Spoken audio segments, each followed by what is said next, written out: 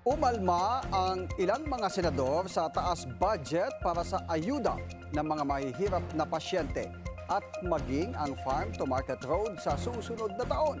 Git nila, may nakatago raw na tasa sa inaprubahan sa unang araw ng BICAM meeting. Ang detalye sa Politico Update na ito. Inulan ni Senate President Pro Tempore Pampilo Lacson ang pagtaas ng budget para sa medical assistance to indigent and financially incapacitated patients o MAIPIF para sa susunod na taon.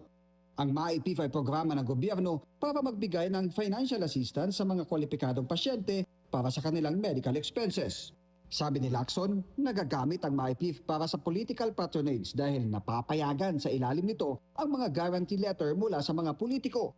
Mas maigi niyang ilagay sa mga health program na direktang mapapakinabangan ng mga Pilipino na hindi na dumaraan sa mga politiko.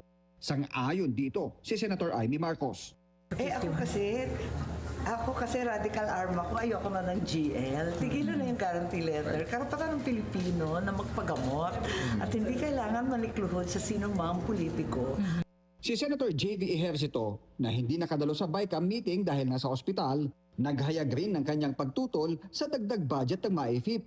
Sa kanyang manifestation na pinadala sa BICAM, mapagdududahan na niya na political patronage ang isinusulong ng malaking pagtaas ng budget ng MAIFIP.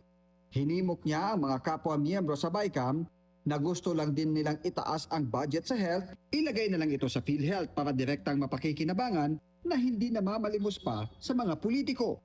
Lusot na rin sa unang araw ng Bicameral Conference Committee meeting ang budget ng Farm-to-Market Road Project sa susunod na taon. Tumataginting na 33 billion pesos ang inaprubahan ng BICAM. Higit doble ng 16 billion na isinumite ng Malacanang sa National Expenditure Program. Pero depensa ni Senator Kiko Pangilinan na siyang chairperson ng Senate Committee on Agriculture, Department of Agriculture ang magpapatupad nito at hindi ang DPWH.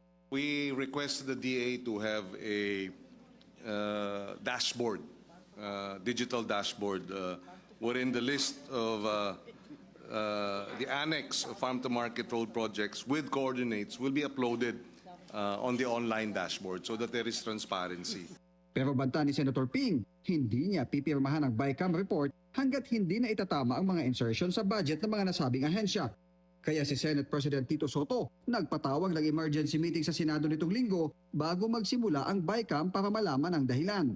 Sabi ni Senator Erwin na ipaliwanag naman nila ang mga safeguard na nailatag para hindi maabuso ang mga idinagdag na pondo.